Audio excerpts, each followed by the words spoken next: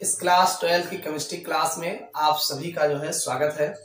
देखिए, ये हमारा जो लेसन चल रहा है ये हमारा विलयन चल रहा है और विलयन में हमने पिछले लेक्चर्स में जो है विलयन की सांद्रता को प्रदर्शित करने की विधियां कौन कौन सी हैं इनके बारे में हम चर्चा कर रहे थे। तो जिसमें हमने जो है पिछले लेक्चर्स में ग्राम प्रति लीटर में सांद्रता क्या होती है, विलयन की ग्राम प्रति लीटर में सांद्रता क्या होती है, इसके बारे में हमने पिछले लेक्चर्स में जो है चर्चा किए थे। इसको हमने देखा था। अगर आपने नहीं देखा है तो नीचे डिस्क्रिप्शन में लिंक मिल जाएगा, वहां से आप जो है उस लेक्चर्स को देख सकते हैं। चलिए, आज हम इस लेक्चर्स में जो है मोलरता क्या होती है इनके बारे में डिटेल से जानेंगे। और ये आपके एग्जाम में मोलरता, मोललता, नॉर्मलता ये सब एग्जाम में पूछे गए हैं, खूब पूछे गए हैं नंबर लगा के। और इससे रिलेटेड जो न्यूमेरिकल होता है ये भी खूब पूछा जाता है। तो इसको आप अच्छे से समझ लीजिएगा, इस लेक्चर्स में हम देखने वाले हैं। देखिए, अगर आप यूपी बोर्ड एग्जाम्स की तैयारी कर रहे हैं तो आप हमारे साथ जुड़ जाइए और जुड़ करके आपको रेगुलर जो है क्लास 12 की जो है आपको डेली जो है लेक्चर जो है देखने को मिलेगा। देखिए, इसमें सबसे पहले हम जो है ये जो विलयन की सांद्रता को प्रदर्शित करने की विधियां हैं, इसमें मोलरता, सबसे पहले हम मोलरता की बात करेंगे। आज के इस लेक्चर में सबसे पहले हम मोलरता की बात करेंगे। विलयन की मोलरता कह लीजिए और चाहे आप मोलरता कह लीजिए। और इसी को अंग्रेजी में जो है मोलरिटी ऑफ सॉल्यूशन, यानी कुल मिला के मोलरिटी आप जाने रहिए। मोलरिटी से अगर आप रिलेटेड कुछ भी कहा जाए तो इसी की डिफिनीशन आपको बताना है। देखिए, अगर हम विलयन की मोलरता की बात करें तो सीधी सी बात है कि विलयन के 1 लीटर में विलीन, देखो यहाँ मोलरता जो है 1 लीटर में विलीन, जो इसका विलयन बना होगा वो 1 लीटर में होगा। तो विलयन के 1 लीटर में विलीन विलय के मोलों की संख्या, विलय के मोलों की संख्या विलयन की मोलरता कहलाती है। यानी 1 लीटर आयतन में उपस्थित विलय के मोलों की संख्या विलयन की मोलरता कहलाती है। ऐसा भी कह सकते हैं आप, इसको ऐसे लिख सकते हैं कि विलयन की मोलरता बराबर हमने कहा कि 1 लीटर में विलीन विलय के मोलों की संख्या, तो ये हो जाएगा विलय के मोलों की संख्या, इसको स्मॉल n से, विलय के मोलों की संख्या को स्मॉल n से रिप्रेजेंट करते हैं। और नीचे हो जाएगा विलयन का आयतन, वो जो है लीटर में होगा। हमेशा जो है आयतन जो है लीटर में होगा। यानी विलयन की मोलरता बराबर विलय के मोलों की संख्या बटे यानी विलयन का आयतन लीटर में। इतना समझ में आया। अब ये जो विलय के मोलों की संख्या है इसको आप ऐसे लिख सकते हैं, विलय के मोलों की संख्या आप जानते हैं कि n बराबर जो होता है W/m होता है। n नंबर ऑफ मोल्स, आपको पता है कि नंबर ऑफ मोल्स जो होते हैं n जो होता है वो W/m होता है। W उस पदार्थ का भार होता है और m जो है उसका जो है अणु भार होता है। तो यहाँ जो भी हमारा विलय होगा तो विलय के मोलों की संख्या जो होगी, विलय का भार, और भार हमेशा आप जानते हैं W ग्राम में होता है, और बटे विलय का अणु भार, आप जानते हैं अणु भार को स्मॉल m से रिप्रेजेंट किया जाता है। तो ये विलय के मोलों की संख्या, ये यहाँ पे जो लिखा है इसकी वैल्यू इतना होगा, इसको उठा के इसी पे रख देंगे तो ये आपका बन जाएगा विलयन की मोलरता बराबर ये हो जाएगा विलय का भार जो कि ग्राम में होगा, आपको पता है। और नीचे आ जाएगा विलय का अणु भार, मोलर मास जिसे बोलते हैं, अणु भार को स्मॉल m में लिखते हैं, और गुणे में विलयन का आयतन लीटर में, विलयन का आयतन वो भी लीटर में होगा, इसको आप जाने रहेगा। तो ये जो है विलयन की मोलरता का जो फार्मूला बनेगा इस तरीके से, इसको आप शॉर्टकट में लिखना चाहें तो मोलरता को जो है कैपिटल M से रिप्रेजेंट करते हैं, ये मोलरता है। और मोलरता बराबर हो जाएगा W/m गुणे V, वो भी लीटर में। ये इसका फार्मूला जो है शॉर्टकट में जो है इस तरीके से निकल के आ जाएगा। तो ये आपका विलयन की मोलरता जो होगी W/MB होगा। W क्या है? उस पदार्थ का भार, विलय का भार होगा, और M जो है उस पदार्थ का अणु भार होगा, और V जो है आयतन लीटर में जो है पूरे विलयन का आयतन हो जाएगा। तो इसी पे कहा गया है कि विलयन, देखो आयतन हमेशा लीटर में ही लिया जाएगा, तो 1 लीटर आयतन में उपस्थित विलय के मोलों की संख्या उसकी मोलरता कहलाती है। याद हो जाएगा, 1 लीटर आयतन में उपस्थित विलय के मोलों की संख्या उसकी मोलरता कहलाती है। तो यह आपका मोलरता हो जाएगा। इस पर एक उदाहरण के रूप में एक न्यूमेरिकल देखते हैं। देखिए हमारे पास जो एग्जाम्पल है कि 2 लीटर विलयन में यूरिया के 6 ग्राम विलीन है। सीधी सी बात है, यानी हमारा जो आयतन लिया गया है वो 2 लीटर लिया गया है। विलयन में यूरिया के 6 ग्राम विलीन है, यानी यूरिया जो है वो 6 ग्राम घोला गया है, और विलयन की मोलरता ज्ञात करनी है। विलयन की मोलरता ज्ञात करना है। तो सीधी सी बात है, सबसे पहले हम जो दिया गया है उस आपको फार्मूला पता है, M = W/MB। ये आपका फार्मूला है। W की मात्रा जो इसमें दे रखा है वो 6 ग्राम है। आपको पता है ये W बराबर इसमें 6 ग्राम दे रखा है, तो W की मात्रा 6 ग्राम हो गया, और इसका जो आयतन V है वो 2 लीटर दे रखा है, यानी V बराबर 2 लीटर। ये भी आपका पूरा हो गया। अब इसमें दे रखा है भाई आपको यम निकालना है, अणुभार निकालना है। तो अणुभार के लिए आप किसका निकालोगे? यूरिया घोला गया है ना, तो यूरिया का आपको अणुभार निकालना है। अणुभार कैसे निकाला जाएगा? तो यहाँ पे जो यम होगा वो यूरिया होगा, यूरिया का अणुभार। अब आपको एक चीज और पता होना चाहिए, उसका यूरिया का अणुसूत्र पता होना चाहिए, तभी तो निकालोगे। तो यम बराबर आप यूरिया का अणुसूत्र होता है NH2CO NH2। ये यूरिया का अणुसूत्र होता है, इसे से निकालेंगे तो यम बराबर ऐसे निकलेगा नाइट्रोजन का। देखिए अणुभार कैसे निकाला जाता है, अगर नहीं पता है तो आप जान लीजिए। नाइट्रोजन का परमाणु क्रमांक 7 होता है, परमाणु भार 14 होता है। तो यहाँ पर परमाणु भार सबका लिया जाएगा, ये 14 हो जाएगा। फिर हाइड्रोजन का ये 2 पार्टिकल है, और हाइड्रोजन का परमाणु भार 1 होता है, फिर प्लस लगाएंगे। कार्बन का 6 दूनी 12 परमाणु भार होता है, फिर प्लस लगाएंगे। ऑक्सीजन का 8 दूनी 16 होता है, फिर प्लस लगाएंगे। नाइट्रोजन का 14 होता है, फिर प्लस लगाएंगे, और फिर 2 गुणे 1 हो जाएगा। इतनी बात समझ में आए? इसको आप जोड़ लीजिए, ये 14 हो जाएगा, ये 2 आएगा, या 2 का 2, ये 12 हो जाएगा, 16 हो जाएगा, 14 हो जाएगा, और 2। इसको आप जोड़ लीजिए, 4 2 6, 6 12, 13 14, 15 16, 16 4 20, हासिलाए 2, 2 1 3, 1 4, 1 5, 1 6। यानी इसका जो अणुभार निकल के आएगा वो 60 जो है यूरिया का निकल के आ जाएगा। सब आपका तैयार हो गया है, बस आप इसी पर रख दीजिए। तो विलयन की मोलरता निकालना है, तो मोलरता बराबर आप जानते हैं W/M, और V होता है वो भी लीटर में। कुछ नहीं करना है, इसी पर रख दीजिए। W की मात्रा आपको 6 ग्राम दे रखा है, ये 6 ग्राम हो गया। यम अभी निकाले हैं 60 है, और आयतन इसका 2 लीटर है, ये भी लीटर में दे रखा है, हो गया आपका। अब आपको करना क्या है, 6 × 6 हो जाएगा, और ये 6 × 6 ये 10 आ जाएगा।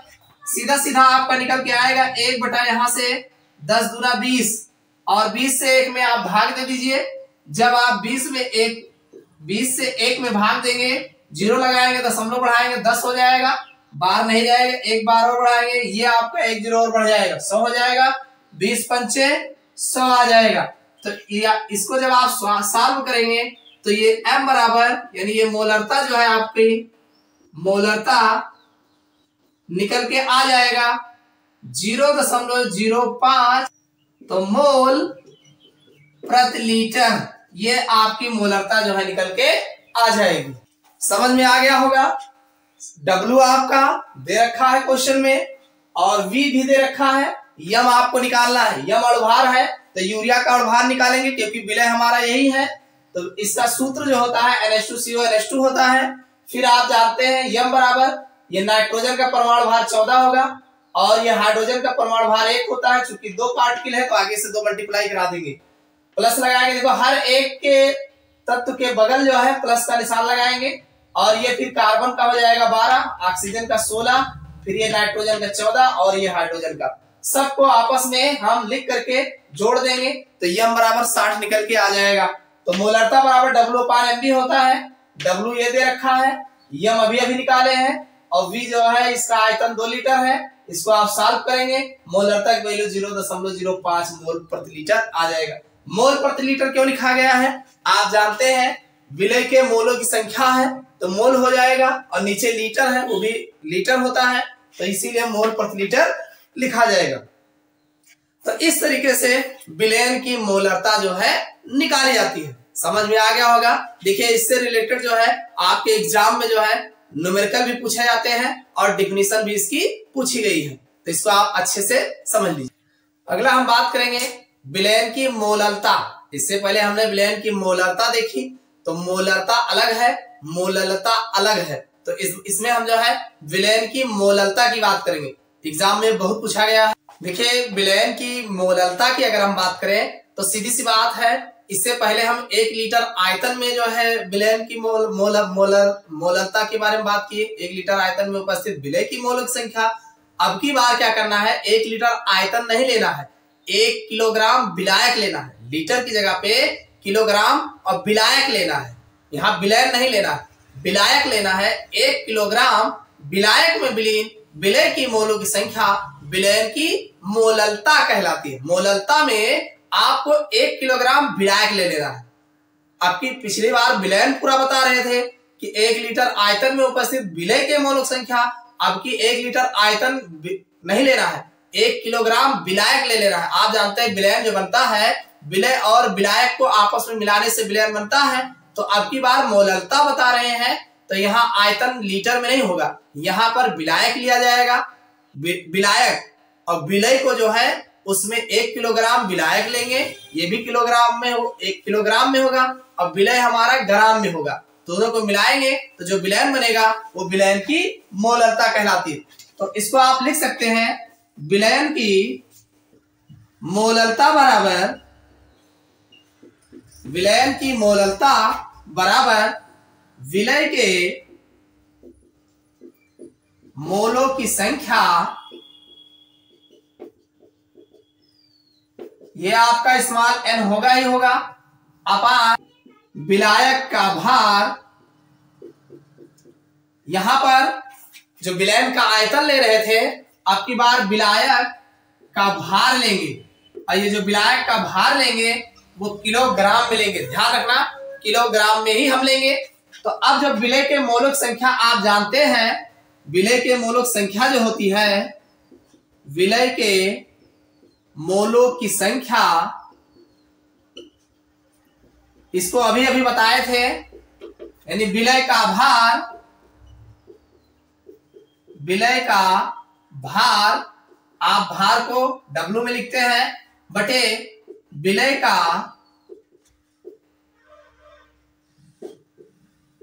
अणुभार, और अणुभार स्मॉल m से लिखते हैं। ये उठा करके इसी में रख दीजिए। तो विलयन की जो मोलरता होगी, विलयन की मोलरता, जो मोलरता निकल के आएगी, विलय का भार, विलय का भार वो भी स्मॉल w होगा जो कि ग्राम में होगा, बटे विलय का अणुभार, विलय का अणुभार जो स्मॉल m होगा, गुणे विलायक का भार हो जाएगा, विलायक का भार। और ये जो भार होगा विलायक का वो किलोग्राम में होगा। जैसे आयतन ले रहे थे विलयन का तो लीटर में लिए थे, तो ऐसे जो विलायक का भार लेंगे वो किलोग्राम में होगा। अगर इसको हम शॉर्टकट में लिखें तो मोलरता जो होती है, मोलरता बराबर, मोलरता, मोलरता को स्मॉल m से लिखा जाता है, यहाँ एक टाइप का हो जाएगा इसलिए अलग लिख रहे हैं। मोलरता बराबर जो होगा विलय का भार मतलब स्मॉल w बटे अणु भार स्मॉल m हो जाएगा। और विलायक का भार हमेशा देखो एक को हमने स्मॉल में लिखा है तो ये विलायक को कैपिटल, विलय और विलायक को डिफरेंट करने के लिए विलय को हमेशा स्मॉल में लिखा जाता है और विलायक को हमेशा कैपिटल में लिखा जाता है। तो ये आपका, लेकिन ध्यान रखना ये किलोग्राम में होगा और ये हमेशा ग्राम में होगा। तो इस तरीके से मोललता जो है निकाला जाता है। इसी फार्मूले पे आपकी मोललता जो है निकाली जाएगी। अब हम एक एग्जाम्पल देखेंगे। इतनी बात तो समझ में आ गई होगी कि जो विलयन की मोललता होती है 1 किलोग्राम, देखो यहां देख लो, ये विलायक का भार किलोग्राम में लिया गया है तो 1 किलोग्राम विलायक में विलीन विलय के मोलों की संख्या उसकी जो विलयन की मोललता कहलाती है। समझ में आ गया होगा। अब मोलों की संख्या क्या होती है, W/M होता है। आपको पता है कि विलय का भार होगा और फिर विलय का ही अणु भार होगा तो ये N हो जाएगा, N यहाँ रख देंगे तो ये विलायक का ये इधर रहेगा, बाकी ये आपका आ जाएगा, यानी मोललता बराबर W/M कैपिटल W होगा। इतना समझ में आ गया हो। देखिए हमने जो एग्जाम्पल लिया है बहुत अच्छा एग्जाम्पल है।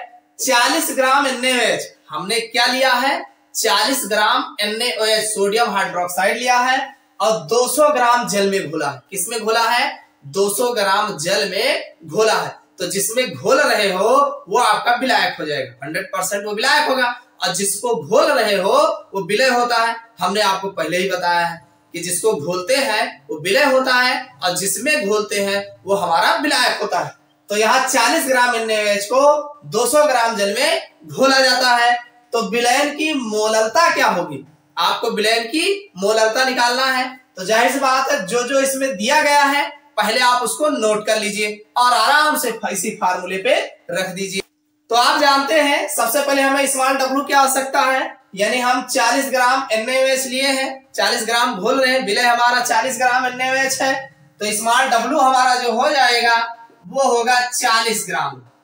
ये तो कंफर्म हो गया, स्मॉल W विलय हमारा 40 ग्राम NaOH है और 200 ग्राम जल में, यानी जो हमारा कैपिटल W होगा ये विलायक होगा तो यहाँ पर जल है तो ये हमारा कैपिटल W जो होगा वो 200 ग्राम दे रखा है। हमें आवश्यकता किसमें है, किलोग्राम में आवश्यकता है। अरे फार्मूले में किलोग्राम कहा गया ना, तो किलोग्राम में हमें चाहिए तो इसको हम ग्राम को पहले किलोग्राम में चेंज कर लेते हैं। तो इसको हम जब चेंज करेंगे, कैसे चेंज करोगे भाई, 200 हमें दिया है तो इसको आप 1000 से भाग दे दीजिए और जब आप 1000 से भाग देंगे तो ये जो है किलोग्राम में निकल के आ जाएगा। तो चाहो तो आप इसको सॉल्व कर लो और ना इच्छा कहे तो ऐसे किलोग्राम में रहने दो, अभी बाद में सॉल्व कर लेंगे, ठीक। तो ये आपका कैपिटल W जो है ये आपका 200/1000 किलोग्राम में आ जाएगा, ठीक। आप चाहो तो सॉल्व कर सकते हो, कोई जरूरी नहीं है कि ऐसे लिखे रहो, चलो बाद में देखेंगे। और क्या निकालना है, हमें M की आवश्यकता है, स्मॉल m अणु भार, क्या चीज घोल रहे हो, ये इसी W वाले का ही होगा, विलय का होगा। तो विलय हमारा यहाँ पे हमारा NaOH है, NaOH घोल रहे हैं ना, तो NaOH का अणु भार निकाल लो, यानी स्मॉल m बराबर हो जाएगा NaOH का अणु भार। भाई किसका अणु भार निकालोगे, NaOH का। तो NaOH सोडियम का 11 से 23 होता है परमाणु भार और ऑक्सीजन का 16 होता है, हाइड्रोजन का 1 होता है। इसको जरा जोड़ लीजिए, 6 7 3 10, 1 बचेगा, 1 2 2 4, ये 40 जो है NaOH का अणु भार निकल के आ जाएगा। हमें निकालना है मोललता, तो ये हमारा मोललता जो होगा आप जानते हैं मोललता का फार्मूला, मोललता बराबर W/M कैपिटल W, तो ये हो जाएगा W/m गुणे कैपिटल W और वो भी किलोग्राम में। इसी पे रख देते हैं, स्मॉल W की वैल्यू जो है दे रखा है 40, ठीक, और बटे ये स्मॉल m की वैल्यू जो है 40 निकल के आया ही है, अभी अभी हमने निकाला है। उसके बाद कैपिटल W 200/1000 है, यानी ये 200/1000। तो अब चूंकि ये नीचे लिखा जाएगा ये उठ करके ऊपर आ जाएगा, ये 1000 ऊपर हो जाएगी। ये बात समझ में आएगी नहीं भाई, बटे का होगा तो ये ऊपर ही लिखा जाएगा, ठीक। अब आराम से आप इसको सॉल्व कर लीजिए, ये 40 कट जाएगा और इसका 1 0 1 0 ये कट जाएगा, 1 0 1 0 ये कट जाएगा। तो आपका ये यहाँ पे आ जाएगा 10/2, जिसे आप 2 पंचे 10, 2 1 9 2 पंचे 10, यानी 5 जो है निकल के आएगा। ये 5, तो आपकी मोललता बराबर जो आएगा, मोललता बराबर ये आ जाएगा 5, अरे 2 पंचे 10, ये 5 आ जाएगा। ये मोलल में लिखा जाएगा, मोलल, यानी मोललता को मोलल में लिखा जाता है, या आप कह सकते हैं मोल प्रति किलोग्राम भी कह सकते हैं, चाहे आप मोलल कहिए या जो है मोल प्रति किलोग्राम कह सकते हैं, क्योंकि यहां पर ये किलोग्राम लिया गया है और ये भाई मोल है, तो मोल हो जाए, मोल प्रति किलोग्राम हो जाएगा, या इसी को मोलल कहा जाता है। तो इस तरीके से आपका जो है ये मोललता निकल के आ जाएगी। समझ में आ गया होगा। फिर से देख लो, ये W आपका ये 40 ग्राम दे रखा है, कैपिटल W 200 ग्राम दिया गया है, 200 ग्राम दिया गया है। इसको हम पहले किलोग्राम में चेंज करेंगे और किलोग्राम में चेंज करने के लिए 1000 से भाग दे देंगे, बस हो जाएगा। ये 1000 से भाग देंगे, चाहो तो आप सॉल्व कर लो, चाहो तो रहने दो। तो यहाँ M अणुभार चाहिए, तो विलय का अणुभार चाहिए, तो विलय हमारा जो है इसमें NaOH है, तो NaOH का अणुभार निकालेंगे। अणुभार निकालने के लिए परमाणु भार का जो है हम जोड़ लेते हैं, तो ये सोडियम का 23 होता है, ऑक्सीजन का 16 होता है, हाइड्रोजन का 1 होता है, सबको प्लस लगा के जोड़ देंगे। मोललता बराबर आप जानते हैं W/M, कैपिटल W होता है, तो सबकी वैल्यू रख देंगे, रखने के बाद काट देंगे, तो हमारी मोललता 5 मोलल, या मोलल भी कह सकते हो, या जो है मोल प्रति किलोग्राम भी कह सकते हैं। तो इस तरीके से विलयन की मोललता निकाली जाती है। हमने आपको 2 चीजें बताएं, एक तो मोलरता क्या होती है और दूसरा मोललता क्या होता है। एग्जाम में दोनों पे या तो न्यूमेरिकल पूछे जाते हैं और या तो कभी कभी डेफिनेशन भी पूछ लिए जाते हैं, तो अच्छे से समझ में आ गया होगा। बाकी जो और इसके सांद्रता प्रदर्शित करने की विधियां हैं, इसको हम अगले लेक्चर्स में बात करेंगे। बस 15-20 मिनट का ही लेक्चर होगा, ताकि आप जो है आसानी से इसको दोबारा रिवाइज करके देख सकें। आप इसको जब भी बैठिए पेन ले करके बैठिए, और जो आपको लगे उसमें नोट करने लायक नोट करके आप आराम से पढ़िए, नोट करके पढ़िए। जब नोट करोगे तो आपको याद भी हो जाएगा।